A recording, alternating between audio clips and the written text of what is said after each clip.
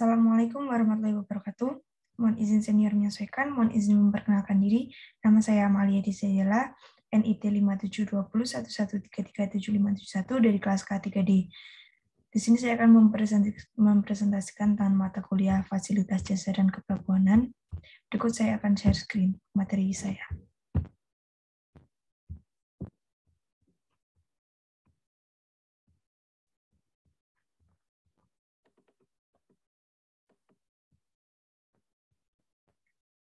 Ya, bisnis logistik maritim di pelabuhan dan penjelasan dokumen pendukungnya.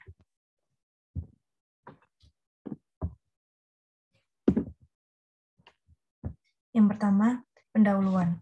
Fungsi logistik dalam dunia bisnis mulai kelihatan setelah berakhirnya Perang Dunia II, kemudian masuk pada bisnis pelabuhan pada tahun 1950-an. Paradigma pelabuhan sekarang dipandang sebagai logistik, karena strategi bersaing bukan lagi antar perusahaan, namun antar keunggulan logistiknya. Pelabuhan merupakan bagian dari logistik maritim. Walaupun fungsi logistik sudah merambah pada bisnis pelabuhan, namun konseptualnya masih menjadi perdebatan sampai sekarang. Logistik maritim adalah tentang pengangkutan barang atau delivery dengan kapal dari pelabuhan asal ke pelabuhan tujuan dengan efektif sebagai tujuan sistem. Dalam operasi pengangkutan ini mengemban fungsi pemasaran, yaitu distribusi. Peluang bisnis maritim di Indonesia sangat besar, namun harus diiringi perbaikan dari sisi jasa pelayanan pelabuhan yang lebih efisien.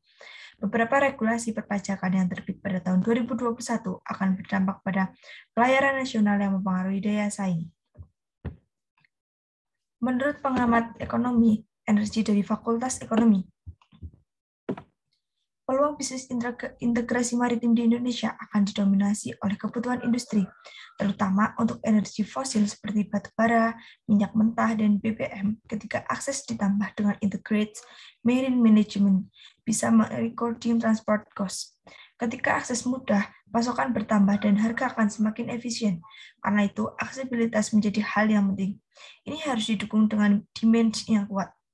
Industri pelayaran nasional berharap penyerahan jasa angkutan umum di laut dibebaskan dan pengenaan pajak PPN untuk selamanya.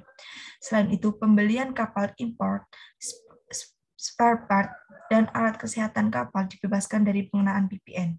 Selain itu, jasa docking, jasa repair kapal, jasa kapal di kepelabuhanan, jasa kapal di darat yang menjadi beban perusahaan pelayaran nasional juga dibebaskan dari pengenaan PPN.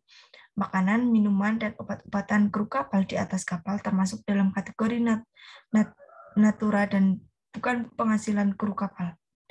Jasa penyewaan kapal dibebaskan dengan pengenaan PPN. Bisnis logistik maritim di pelabuhan. Persaingan ketat dalam semua bisnis pelabuhan sekarang ini memandang logistik sebagai salah satu strategi bisnis untuk mencapai keunggulan bersaing. Esensi logistik adalah proses aliran aliran informasi, di mana aliran flow di sini membentuk rantai pasok dari titik awal sampai titik akhir, yang dikendalikan oleh pelabuhan.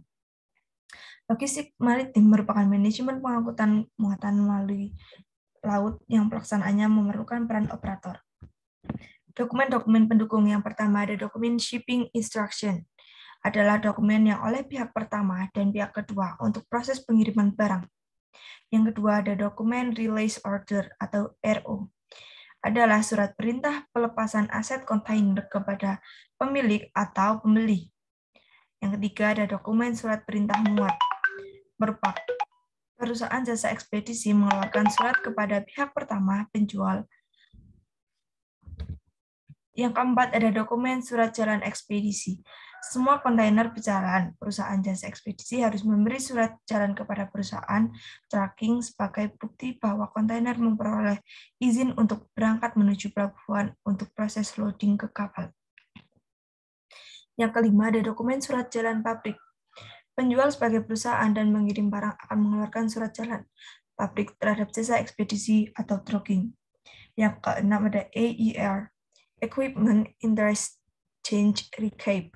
Depo pelayaran mengeluarkan dokumen ini kepada trucking atas jasa ekspedisi. Yang ketujuh ada Bill of Lading atau BL. Dalam bahasa Indonesia adalah konsonomen. Dalam penggunaan bahasa, Bill of Lading adalah istilah yang digunakan dalam proses shipping. Yang kedelapan adalah Delivery Order atau DO, sebuah dokumen yang berperan sebagai surat perintah penyerahan barang yang telah dipesan dengan kesepakatan bersama. Yang kesembilan, Berita Acara Serah Terima atau BAST. Dokumen terakhir yang biasanya meliputi dokumentasi barang yang sudah sampai kepada pembeli. Terima kasih presentasi dari saya. Mohon maaf jika banyak kesalahan. Wassalamualaikum warahmatullahi wabarakatuh.